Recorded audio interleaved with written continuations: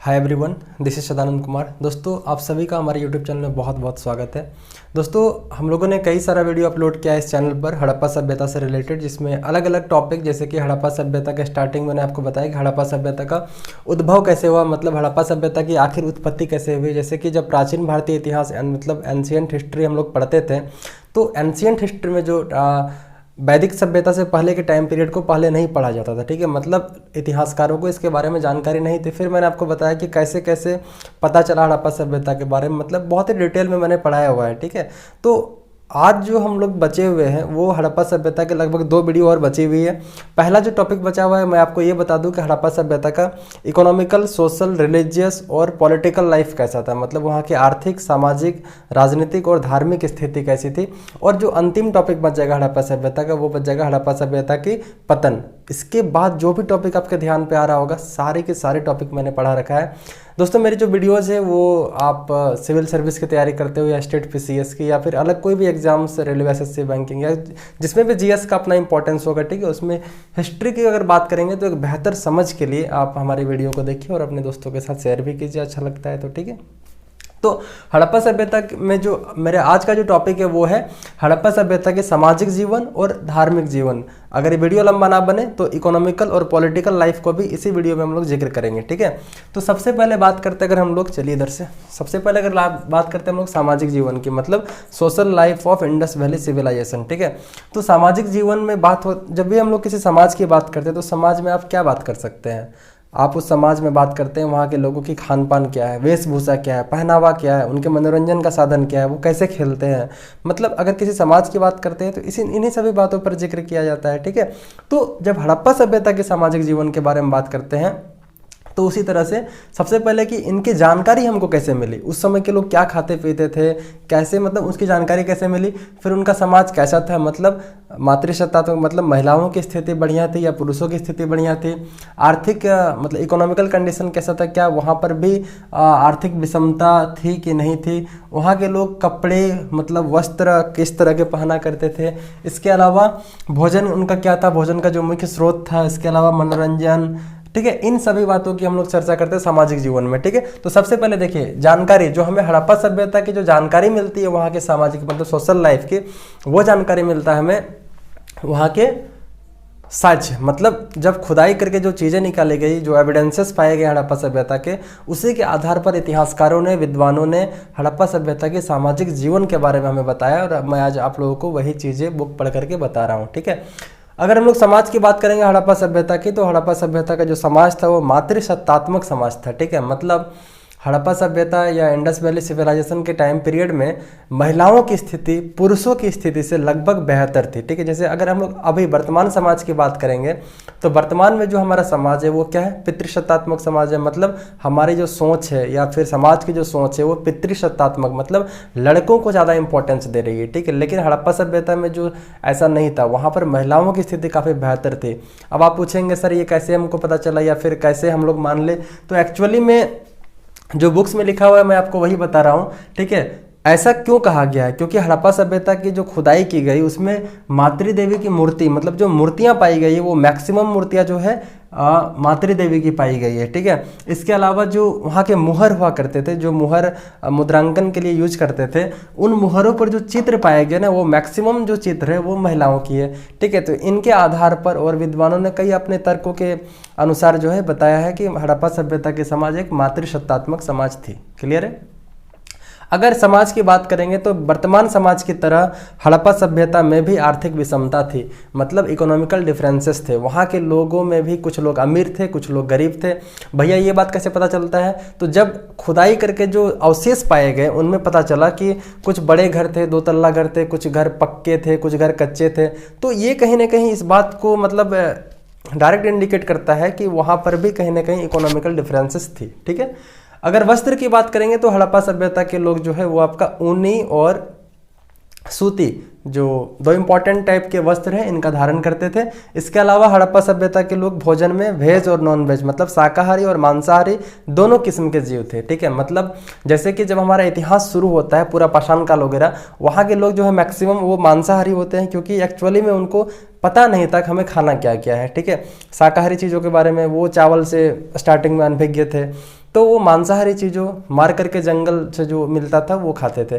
धीरे धीरे डेवलपमेंट होता गया, ठीक है। पूरा पाषाण काल के बाद मध्य पाषाण काल में क्या होता है, क्लाइमेटिक चेंज होता है और यहाँ से पशुपालन काफ़ी बड़े स्तर पर होता है। और धीरे धीरे नवपाषाण काल में तो एग्रीकल्चर की जो क्रिया है वो काफ़ी बड़े पैमाने पर होने लगती है। इस प्रकार से हड़प्पा सभ्यता इसके बाद पहुँचता है टाइम पीरियड, और यहाँ के लोग शाकाहारी और मांसाहारी दोनों किस्म के पाए जाते हैं। अगर किसी समाज की बात करेंगे और ये बात ना करें कि भैया वहाँ के लोग खेलते क्या थे, मतलब क्या उस समय के लोग क्रिकेट खेलते थे, फुटबॉल खेलते थे, अगर ये ना जाने तो फिर किसी समाज के बारे में शायद जानकारी अधूरी रह जाएगी, ठीक है। तो वहाँ के जो मनोरंजन के साधन थे, वहाँ के जो लोग थे ना, वो चौपड़, पता नहीं क्या, मेरे को नहीं पता, बस मैंने पढ़ा है चौपड़ और पासा समझता हूँ, ठीक है। ये दो टाइप के खेल खेला करते थे, ठीक है। इसके अलावा अगर व्हीलर, सर मार्टिमर व्हीलर जो है काफ़ी बहुत ही मतलब प्रसिद्ध इतिहासकार है, इन्होंने एक टिप्पणी दिया है कि जो हड़प्पा सभ्यता थी वो दास प्रथा जैसी स्थिति वहाँ पर देखने को मिलती है। तो जब भी ऐसी कोई टिप्पणी दिखाई पड़ती है या सुनाई पड़ती है तो उस पर कुछ सवाल खड़े होते हैं, जैसे कि क्या दास प्रथा सही में हड़प्पा सभ्यता में था? हमने ना आपने नहीं देखा है, हम और आप तो सिर्फ पढ़कर ही बता सकते हैं ना। तो एक्चुअली व्हीलर ने अपने कुछ तर्क दिए हैं कि क्यों हड़प्पा सभ्यता में दास प्रथा थी, या फिर क्यों व्हीलर कहना चाह रहे हैं कि हड़प्पा सभ्यता जो था वो एक दास प्रथात्मक समाज था, ठीक है। तो इन्होंने बताया कि जो श्रमिकों की स्थिति थी, जो लेबर की जो कंडीशन थी हड़प्पा सभ्यता की, उन लेबर की स्थितियों को देखते हुए शायद उन्होंने अपना तर्क दिया कि यहाँ की सभ्यता एक दास प्रथा थी, मतलब जो काफ़ी मतलब एक समाज के लिए कुरीति है, काफ़ी खराब बात है, वो ऐसी व्यवस्था भी हड़प्पा सभ्यता में थी, ऐसा मानना है सर मार्टिमर व्हीलर का। अब जो इंपॉर्टेंट चीज़ बच जाता है कि अगर किसी सभ्यता की बात करते हैं और अगर हम लोग ये बात ना करें कि मरने के बाद लोगों का होता क्या था, हमने तो पूरा लाइफ देख लिया, मरने के बाद उनके साथ क्या होता था, अगर ये ना देखे तो शायद कुछ अधूरी रह जाएगी, ठीक है। तो वो भी देख लेते हैं कि भैया उनका अंतिम संस्कार कैसे होता था, ठीक है। तो हड़प्पा सभ्यता के लोगों का जो अंतिम संस्कार होता था वो 3 टाइप से हुआ करता था। कौन कौन सा? पहला था उनका पूर्ण समाधिकरण, दूसरा आंशिक समाधिकरण और तीसरा दाह संस्कार। ये तीनों क्या होते हैं मैं आपको बताता हूँ, ठीक है। देखिए, पूर्ण समाधिकरण में क्या होगा, मतलब पूरी तरह से लोगों को मिट्टी के नीचे दफना देंगे, ये हो गया पूर्ण, उनका पूरा हम लोगों ने क्या किया, समाधि बना दिया। आंशिक समाधिकरण क्या होता है, मैंने लोगों को जलाया, आजकल देखते होंगे जो बड़े बड़े शहर है वहाँ पर लोगों को जलाया जाता है, मशीनीकरण जो आग होती है ना उससे, ठीक है। तो बस लाश को डाले, 5 मिनट में जला नहीं जला उसको फेंक दिए, या फिर उसको अगर मिट्टी के नीचे दफना देंगे आधे जले हुए लाश को, दैट इज कॉल्ड आंशिक समाधिकरण। और दाह संस्कार जो हिंदुओं की काफ़ी प्रचलित प्रथा है, उनको पूरी तरह से आग में जलाया जाता है, ठीक है। तो हड़प्पा सभ्यता के लोगों में मुख्य रूप से ये 3 प्रकार से उनका अंतिम संस्कार किया जाता था। दोस्तों ये था हड़प्पा सभ्यता की सोशल लाइफ। अब बात करते हैं उनका रिलीजियस लाइफ, मतलब उनकी धार्मिक जीवन कैसी थी। क्या वो लोग भी अभी के जैसा अयोध्या जैसा राम मंदिर, बड़े बड़े मंदिर बनाया करते थे? क्या वो लोग भी देवी देवताओं की पूजा करते थे? अगर करते थे तो क्या मूर्तियाँ पाई गई है? मूर्तियाँ पाई गई है तो क्या मंदिर पाए गए हड़प्पा सभ्यता में? इन ऐसे बहुत सारे सवाल हैं उनके धार्मिक जीवन, सॉरी मैंने लिखा धार्मिक जीवन टॉपिक गलत है ऊपर, इसके बारे में नेक्स्ट पढ़ेंगे, ठीक है। एक्चुअली ये जो टोटल मैंने चीज़ें लिख के रखी है वो तो मैंने इकोनॉमिकल लाइफ के बारे में लिख के रखा है उनका, ठीक है। तो ये मैं मिटा देता हूँ, ये इनका धार्मिक जीवन नहीं, हम लोग जो पढ़ेंगे ये इनका आर्थिक जीवन। लेकिन कोई बात नहीं, इसके बाद मैं आप लोगों को इनके धार्मिक जीवन के बारे में बताऊंगा। जब जो भी सवाल अभी आपके मन पे मैंने बताया है वो सारे सवाल के जिक्र हम लोग वहाँ करेंगे। ये है दोस्तों इकोनॉमिकल लाइफ। अगर किसी समाज की इकोनॉमिकल लाइफ की बात करते हैं, मतलब अर्थव्यवस्था की बात करते हैं, तो वहाँ की एग्रीकल्चर, वहाँ का ट्रेड एंड कॉमर्स, ठीक है, उनकी क्या थी, उनकी इकोनॉमिकल कंडीशंस कैसी थी। अगर इकोनॉमिकल कंडीशन उस समय की थी तो क्या सड़कें पक्के थे, मतलब गजब का गाड़ी घोड़ा चलता था, या बंदरगाह थे? अगर बंदरगाह थे तो कौन कौन से ऐसे प्रमुख बंदरगाह थे जहाँ से इंपोर्ट और एक्सपोर्ट होता था? क्या उस समय के ट्रेड एंड कॉमर्स बहुत ज़्यादा विकसित थे? अगर थे तो क्या वो व्यापार सिर्फ अपने लिमिटेड एरिया पे क्या करते थे, या फिर विदेश में भी अपने सामान भेजा करते थे?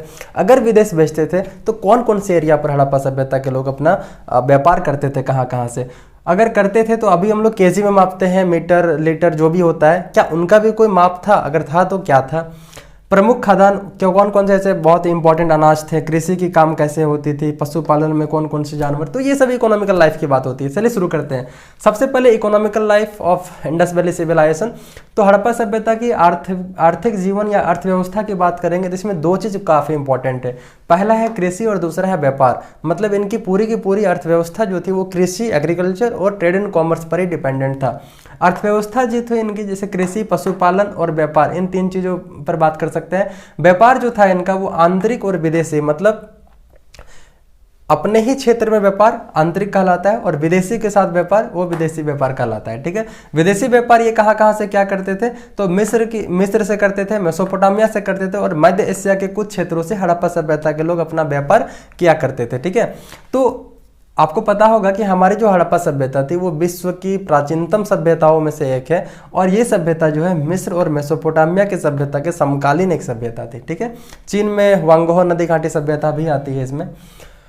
प्रमुख बंदरगाह की बात करेंगे तो वैसे कौन कौन से बंदरगाह थे जहां पर से इंपोर्ट और एक्सपोर्ट होता था, तो वो लोथल जो गुजरात में पड़ता है, जो एक काफ़ी इंपॉर्टेंट साइट है लोथल के बारे में कई सारे क्वेश्चंस पूछे जाते हैं। कभी तो मैंने देखा है वन लाइनर क्वेश्चन में सीधे पूछते हैं कि भैया लोथल कौन से राज्य में पड़ता है, तो सिंपल सा आपका आंसर क्या होगा दोस्तों, गुजरात होगा। ठीक है, इसके अलावा लोथल से कई इंपॉर्टेंट जैसे कि गोदीवाड़ा, मतलब एक स्विमिंग पूल टाइप का यहाँ पाया गया, हालांकि वो मोहनजोदड़ो का बात अलग हो जाता है, वो स्नानागार है, ग्रेट बात। ठीक है, रंगपुर, सुरकोटदा और ऐसे कुछ जगह है जो प्रमुख बंदरगाह थे हड़प्पा सभ्यता के।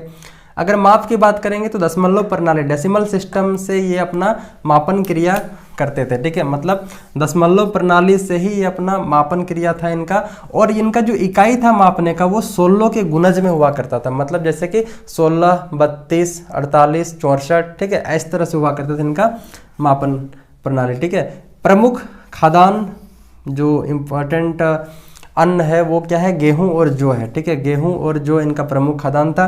कृषि की बात करेंगे तो कृषि के लिए औजार का यूज होता है। ये हड़प्पा सभ्यता के लोग कौन कौन से औजार का यूज करते थे, क्या सोना चांदी का भी यूज करते थे, तो देखते हैं। पत्थर, इनका पहला जो औजार था वो पत्थर का यूज किया करते थे अपने कृषि क्रिया में, शायद कहीं खुदाई के लिए करे या फिर किसी अन्य क्रिया में वो लगाए। दूसरा, कांसा के औजार का यूज करते थे। आपको पता होगा कि हड़प्पा सभ्यता को कांस्य युगीन सभ्यता भी कहते हैं, मतलब चालकोलिथिक पीरियड। ठीक है, ऐसा क्यों कहते हैं, क्योंकि हड़प्पा सभ्यता के लोगों ने ही सबसे पहले कांसे का निर्माण किया था। आपको पता है कांसे का निर्माण कैसे होता है, सो लोग दो चीज़ों में कंफ्यूजन करते हैं, कॉपर प्लस टीन और कॉपर प्लस जिंक। आपको बताना है कमेंट सेक्शन में किससे कांसा बनता है, एक से कांसा बनेगा, एक से पीतल बनेगा। क्लियर है।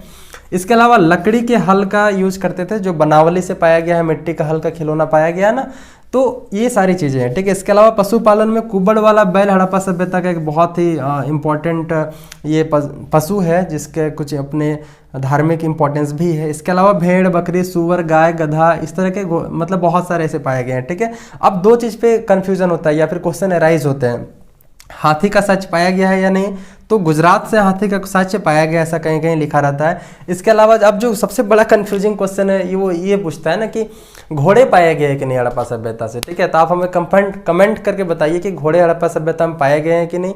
अगर घोड़े का साक्ष्य कहीं पाया गया है तो वो कहाँ पाया गया है। ठीक है, तो ये था दोस्तों सामाजिक जीवन, आर्थिक जीवन। अब जो दो छोटे छोटे टॉपिक बच गए वो बच गया हमारा धार्मिक जीवन, और एक बच गया हम लोग का राजनीतिक जीवन। इसके बाद हम लोग चलेंगे हड़प्पा सभ्यता का पतन, मतलब बिल्कुल शुरू से मैंने आपको लास्ट तक पढ़ाया, बहुत ही बेहतरीन और बहुत ही डिटेल तरीके से समझाया, एक्सप्लेन किया है, और क्या ही बोले, अच्छा लगता है, सपोर्ट कीजिए थोड़ा सा, हमें भी अच्छा लगेगा। ठीक है, चलिए आगे बढ़ते हैं, वीडियो कंटिन्यूस करते हैं। ठीक है, और हमारे सामने जो अब दो टॉपिक है वो है हड़प्पा सभ्यता का धार्मिक जीवन और इनका राजनीतिक जीवन। ठीक है दोस्तों, धार्मिक जीवन से बहुत सारे क्वेश्चंस बनते हैं, जैसे कि ये किसकी पूजा किया करते थे, क्या मंदिरों के साथ हड़प्पा सभ्यता में पाए गए हैं। ठीक है, तो सबसे पहले बात करते हैं कि धार्मिक जीवन की अगर हम लोग बात करेंगे तो पूजा, जो हड़प्पा सभ्यता के लोग थे वो ईश्वर की जो पूजा करते थे ना, वो तीन रूप में क्या करते थे, कौन कौन से, पहले मानव के रूप में, मानव के रूप में मतलब जैसे मैं आपको दिख रहा हूँ ना, ऐसे उन्होंने कुछ मूर्तियां बना दी। ठीक है, तो वो क्या होगा, आखिर मनुष्य के रूप में ही हुआ ना।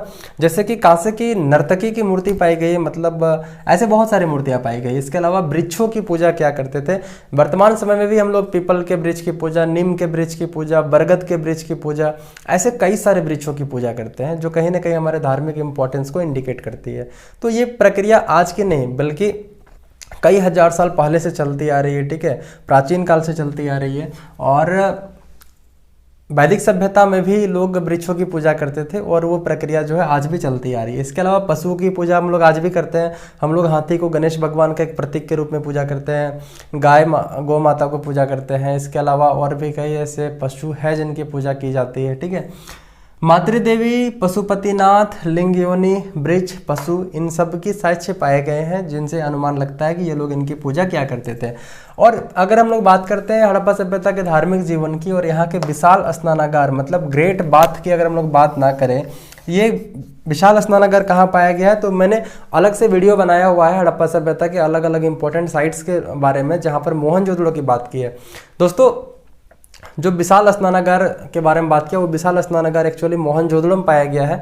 और ये जो ग्रेट बाथ है एक्चुअली में बिल्कुल स्विमिंग पूल टाइप का है, ठीक है। दोनों तरफ से उतरने के लिए सीढ़ियाँ बनी हुई है, चारों ओर बहुत सारे ऐसे कमरे बने हुए हैं, ठीक है। इन कमरों में एक कमरे में कुआं बना हुआ है जहाँ से यहाँ पानी डाला जाता है, ठीक है। तो इससे भी कई बार क्वेश्चन पूछा गया है कहाँ से पानी डाला जाता था। ये जो स्विमिंग पूल टाइप का बनाया गया था ये बिल्कुल पक्की ईंटों का बनाया गया था, इसमें प्लास्टर और उसके ऊपर चारकोल की परत चढ़ाई गई थी ताकि इससे पानी का रिसाव ना हो, ठीक है। तो ये जो विशाल स्नानागार है ये कहीं ना कहीं इस बात को इंडिकेट करता है, ऐसा कुछ इतिहासकारों का मानना है कि ये जो विशाल स्नानागार था यहाँ पर लोग किसी विशेष अवसरों में पूजा पाठ के अवसरों में यहाँ पर स्नान करने के लिए आते होंगे। जैसे अभी हम लोग छठ की पूजा करते हैं ना, इस तरह के शायद कुछ उनका मान्यता रहा होगा, ठीक है। अग्निकुंड जहाँ से ये साक्ष्य मिलता है कि हवन और यज्ञ जैसे कार्यक्रम किए जाते होंगे उस टाइम पीरियड पर भी, ठीक है। तो अग्निकुंड का साक्ष्य पाया गया है कालीबंगा से, ठीक है। पुनर्जन्म में भी वहाँ के लोगों का विश्वास था, जैसे कि मोहनजोदड़ो और ऐसे कई स्थलों पर क्लास 6 के एनसीईआरटी में ये बात लिखी हुई है और भी कई सारे पुस्तकों में आपको मिल जाएगी, ठीक है। कई सारे जगहों पर जो शव दफनाया गया है उनके साथ बहुत सारे जानवरों को दफनाया गया, जैसे कि हड़प्पा सभ्यता में ही एक शव पाया गया है, मतलब कंकाल पाया गया है, उसके साथ बकरी का कंकाल पाया गया है। मतलब हड़प्पा सभ्यता के लोगों का ये मानना था कि परलोक में जाने के बाद भी एक अलग लाइफ होता है और शायद उनकी इन्हीं पुनर्जन्म के विश्वास या फिर परलोक में जीवन पर विश्वास को ही इस पे मतलब दिखाया गया है कि वहाँ पर जाने के बाद भी उनके खाने के लिए ये लोग उनके साथ उनके जो पशु होते थे उनको दफनाते थे, ठीक है।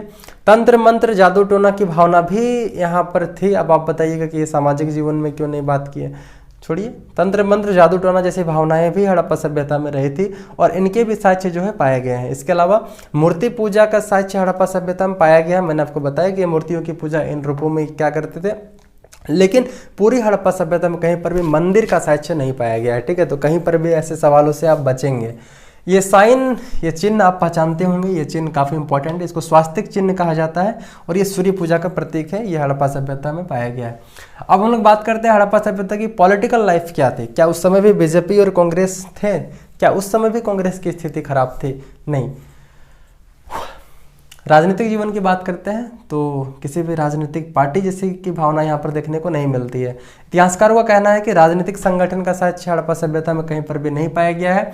इसके अलावा अगर शासन व्यवस्था की बात करेंगे कि यहाँ पर आखिर कौन लोग शासन व्यवस्था को चलाते थे, वर्तमान समय जो हम लोग की पंचायती राज व्यवस्था या फिर हम लोग के ग्राम पंचायत में जो मुखिया होते हैं ना, क्या आखिर हर एक समाज में जहाँ पर लोग रहते हैं वहाँ कुछ ना कुछ गलतियाँ होगी, लड़ाई झगड़े होंगे, उनको समझाने के लिए, उनका फैसला करने के लिए कोई तो एक लीडर होगा। क्या उनकी शासन व्यवस्था या फिर उनके जो शासक वर्ग थे वो कौन थे? तो मानना है ऐसा कि व्यापारी जो एक्चुअली में हड़प्पा सभ्यता में ट्रेड एंड कॉमर्स जो था वो काफ़ी उन्नत लेवल का था। तो काफ़ी उन्नत लेवल पे जब ये था तो यहाँ के व्यापारी वर्ग थे, इनका काफ़ी दबदबा था समाज में, तो यही लोग शासन व्यवस्था को चलाते थे, ऐसा कुछ विद्वानों का मानना है। अकॉर्डिंग टू हंटर का मानना है कि मोहनजोदड़ो जो हड़प्पा सभ्यता के लगभग अभी अगर हम लोग भारत को छोड़ देंगे तो उधर सबसे बड़े एरिया पे आएगा। मोहनजोदड़ो जो है ये यहाँ की शासन व्यवस्था राजतंत्रात्मक शासन व्यवस्था नहीं थी बल्कि जनतंत्रात्मक शासन व्यवस्था थी। मतलब लोग अपनी शासन व्यवस्था को खुद चलाते थे। जैसे कि अभी वर्तमान में अगर हम लोग बात करेंगे भारत की शासन व्यवस्था, तो ये एक डेमोक्रेटिक कंट्री है, लोकतंत्रात्मक है, ना कि राजतंत्रात्मक है। मतलब शासन हम लोग चुने गए शासकों के द्वारा खुद पर चलवाते हैं, ठीक है। तो ये था बात हड़प्पा सभ्यता की सामाजिक, आर्थिक, राजनीतिक और धार्मिक जीवन के बारे में। दोस्तों सबसे इंपॉर्टेंट टॉपिक बच गया है कि हड़प्पा सभ्यता का आखिर पतन कैसे हो गया। मतलब ये बात जानकर के आपको हैरानी होगी कि इतनी बड़ी और इतनी उन्नत सभ्यता जहाँ के लोग पक्की ईंटों का यूज़ किया करते थे, जहाँ के लोग स्विमिंग पूल मतलब महान स्नानागार ऐसे विभिन्न देवी देवताओं की पूजा करते थे, जहाँ के लोग एक तल्ला से नहीं 2 तल्ला घर भी बनाते थे, ऐसी सभ्यता जहाँ के लोग अभी की तरह बाथरूम बनाया करते थे, सड़कों के साथ नालियाँ बनाते थे, अलग से किचन बनाते थे, घर पे आंगन बनाते थे, आज से लगभग 4700 साल पहले ऐसी सभ्यता का अचानक से दफन हो जाना या उनका पतन हो जाना, उनका ख़त्म हो जाना आखिर कैसे हुआ, इस बात को हम लोग जानेंगे अगले वीडियो में, ठीक है। जो काफ़ी खुद में एक रोचक कहानी होगी, खुद में एक रोचक बात होगी। अलग अलग लोगों का अलग अलग मानना है। आपने मोहनजोदड़ो मूवी देखी होगी, वहाँ पर दिखाया गया है कि ऋतिक रोशन फाइनली बाढ़ आते हैं और ये नदी के उस पार क्रॉस कर जाते हैं, इधर की एरिया पूरी खत्म हो जाती है, ठीक है। तो कहीं ना कहीं बाढ़ भी एक रीज़न रहा है हड़प्पा सभ्यता के पतन का, और हम लोग इसके बारे में विस्तार से अगले वीडियो में पढ़ेंगे। और अब जो है वीडियो बिल्कुल लगातार आएगी, कंटिन्यूअस आएगी, क्योंकि वीडियो बीच में रुकी हुई थी, कभी बनाने का मन नहीं करता है तो कभी हौसला गिर जाता है, पर कोई बात नहीं, अब कंटिन्यूअस रहेगा क्योंकि हौसले बुलंद होंगे तभी तो कहानियाँ लिखेंगे। चलिए जल्दी ही आपसे मिलेंगे हड़प्पा सभ्यता के पतन के साथ। और इनकी पतन तो होगी पर हमारी पतन नहीं, हमारी उत्थान होनी चाहिए। हम लोग उठते रहें, बढ़ते रहें और लगातार मेहनत करते रहें, ठीक है। आप सभी मेहनत कीजिए। फिलहाल के लिए यहीं तक, थैंक यू।